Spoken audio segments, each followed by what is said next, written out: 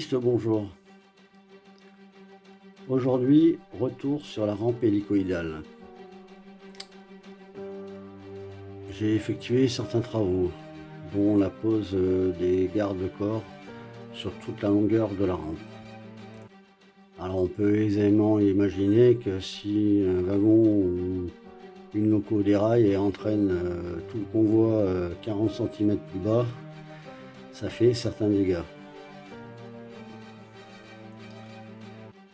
Alors ces garde-corps ont été réalisés avec du Depron que j'ai coupé en bande de 3 cm et que j'ai fixé soit par collage, comme vous pouvez le voir là, soit par agrafage.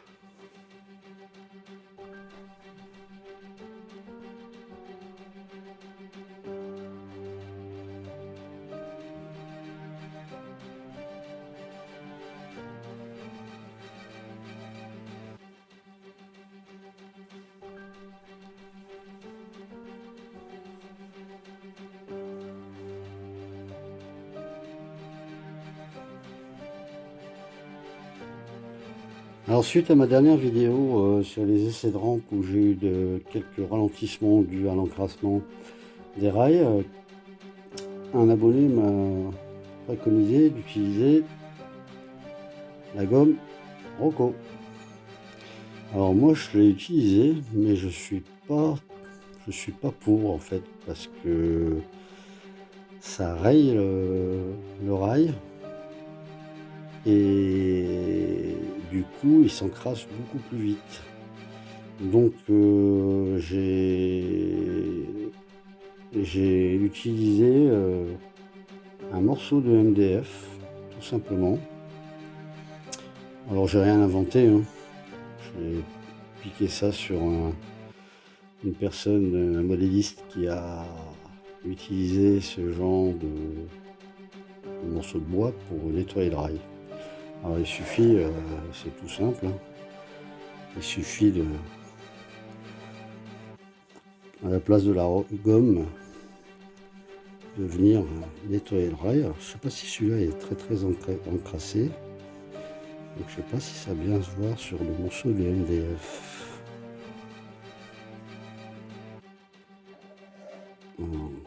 Là, si on voit des traces, là, vous voyez, là, ici, là et là, je vais prendre un autre rail, je vais changer de côté.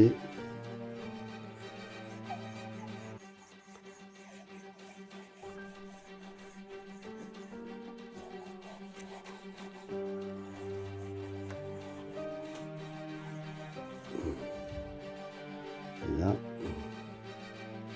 on voit bien ici, là, le rail était sale, hein, était un peu gras, et du noir dessus. Donc moi je trouve ça assez concluant. Ça raye pas le profilé de rail. Et puis c'est assez efficace. J'ai fait tout le réseau comme ça, enfin toute la rampe plutôt.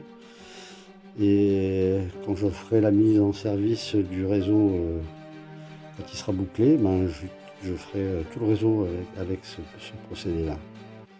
C'est tout simple, c'est un morceau de MDF de 10 mm d'épaisseur, hein. Voilà. Bon, c'est un petit truc que beaucoup de modélistes connaissent, hein. Donc ça évite d'utiliser des produits et puis la gomme Rocco. Voilà. Allez, un petit cadeau. Juste pour le plaisir des yeux.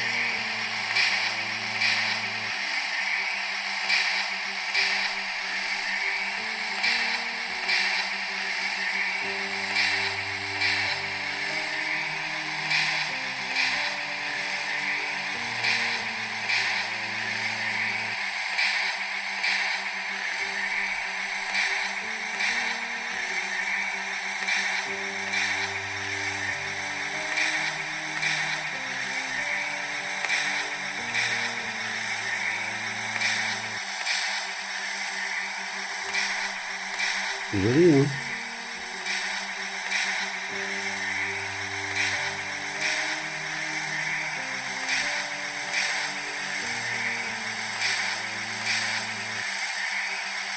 Allez, on passe au convoi de marchandises maintenant. Le test de rampe.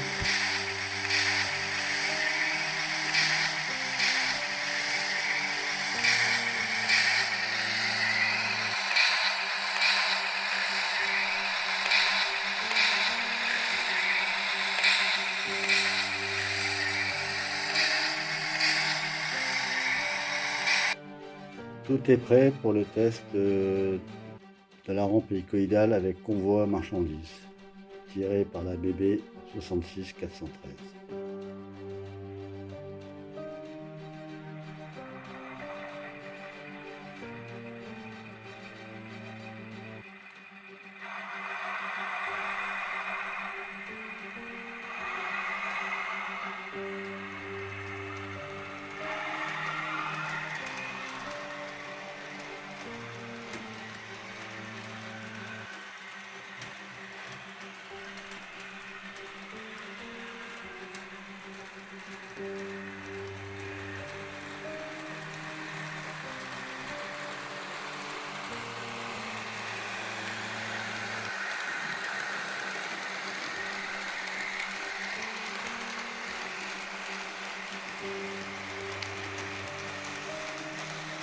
Rampe descendante, toujours. Encore un petit tour et puis elle attaquera la rampe montante.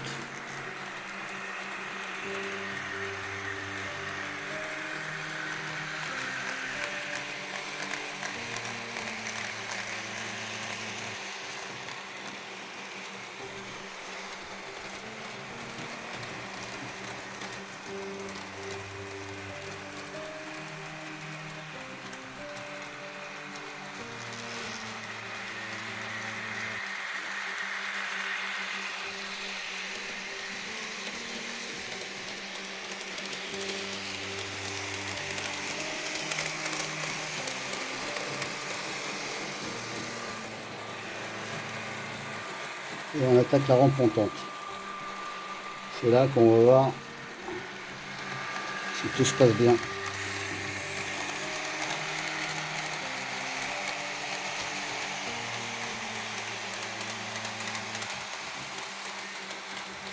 Voilà, c'est parti là.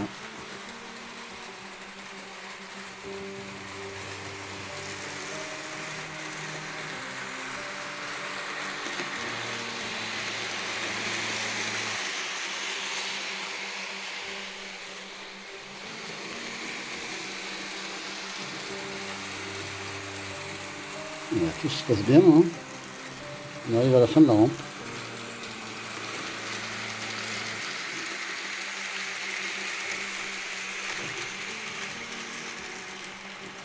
Aucun déraillement.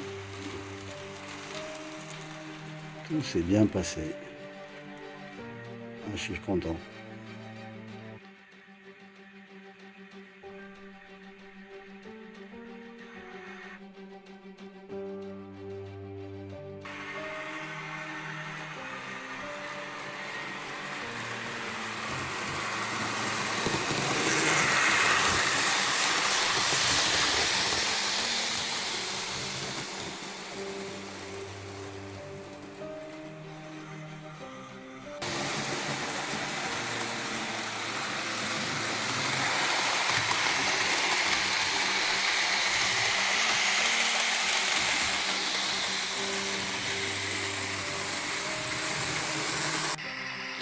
Et maintenant le test de la rampe voyageur tirée par la BB 67401. Et derrière elle, j'ai mis 7 voitures de voyageurs. Comme vous pouvez voir. Alors à terme, il y en aura un 8e sur cette rampe, puisqu'il y aura un wagon postal qui vient s'intégrer sur la rampe.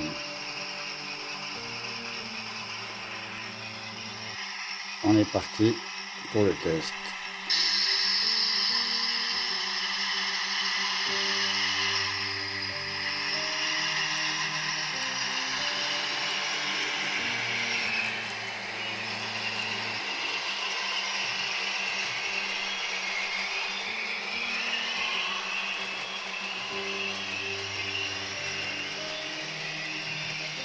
à la rame descendante.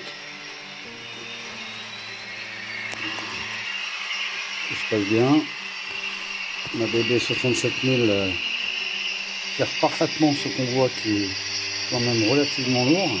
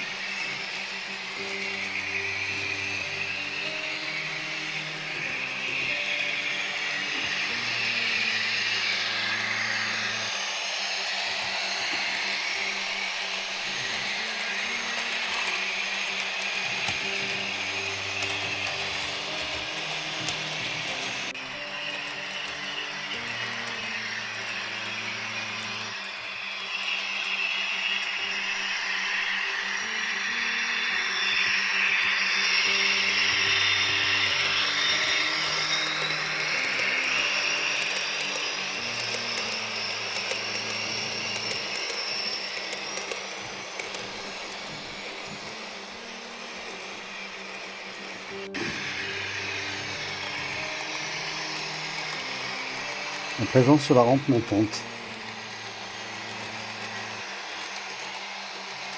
On a vitesse moyenne, hein. Les zones allaient plus vite.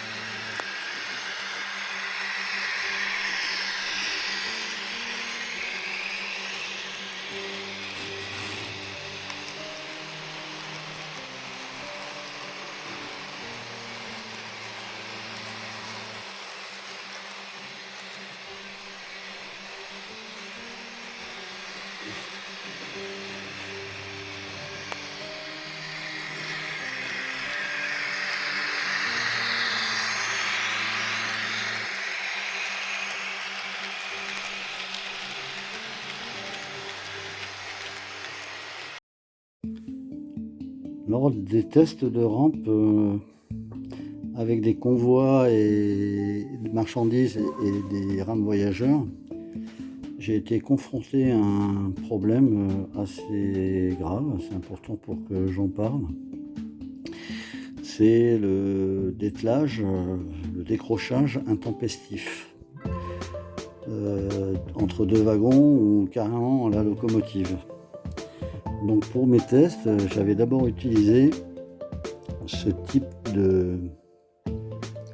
d'attelage. C'est l'attelage Harpon de chez Rocco. La référence est 40271. Et ben, j'ai eu des dételages en permanence. Régulièrement, ça décrochait. Et je vous explique pas, quand ça décroche toute la rame, que ça redescend la rampe montante, la vitesse que ça prend. J'imagine un convoi qui arrive derrière, qui se prend la rame folle de plein face, et ben les dégâts que ça peut faire. Donc j'ai abandonné ce type d'attelage. J'ai testé ensuite l'attelage Fleischmann, le Profi, et là même problème, décrochage intempestif, un petit peu moins souvent, mais je peux pas prendre le risque d'utiliser ce type d'attelage parce que le risque d'accident est trop important. Donc j'ai abandonné celui-là. Ensuite j'ai testé un autre attelage de chez Rocco. La référence est 40397. C'est l'attelage Goldorak. Et m'a coûté avec ça plus aucun problème de dételage. C'est vraiment très sécurisant d'avoir ce type d'attelage. Donc je vais adopter ça sur tous mes wagons locaux. Vraiment très bien. Bon, il n'est pas très joli, il n'est pas très discret, mais bon, il fait le job, hein. Et quand on a une rampe comme la mienne, on peut pas se permettre utiliser un attelage qui remplit pas son rôle, à savoir que les voitures ou les wagons restent bien accrochés les uns aux autres. Voilà. Toujours dans la gamme des attelages, j'ai voulu tester un attelage magnétique. C'est l'attelage magnétique de chez Hornby Joef, la référence HC8064. Voilà, c'est ce type d'attelage, avec la laine 362 comme les autres. Et vraiment sympa. Alors je voulais utiliser ce type d'attelage pour mettre sur mes locaux et sur le premier wagon ou la première voiture de la rame, afin de faciliter les décrochages lors de manœuvres quand je veux changer de locaux, par exemple, tête de convoi ou de rame. Et ben c'est beaucoup plus facile, hop, vous tirez, tac.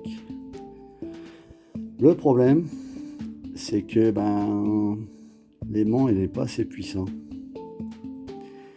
C'est-à-dire qu'avec un convoi qui est un petit peu lourd, comme dans mon cas, avec 7 ou 8 voitures ou une dizaine de wagons de marchandises, et dans la rampe montante, ça se décroche parce que l'aimant n'est pas assez puissant. Donc c'est bien dommage parce que j'aimais bien le concept de ce type d'attelage pour mes manœuvres. Si à tout hasard vous utilisez un type d'attelage identique avec une autre référence et un aimant plus puissant, moi ça m'intéresse, faites-le moi savoir en commentaire. Et puis si vous avez la référence, donnez-moi la référence. Voilà. Mais bon, c'est bien dommage, franchement, ça me plaisait bien ce type d'attelage. Ouais, bon, en attendant de trouver mieux, on va rester avec le Goldorak. Voilà.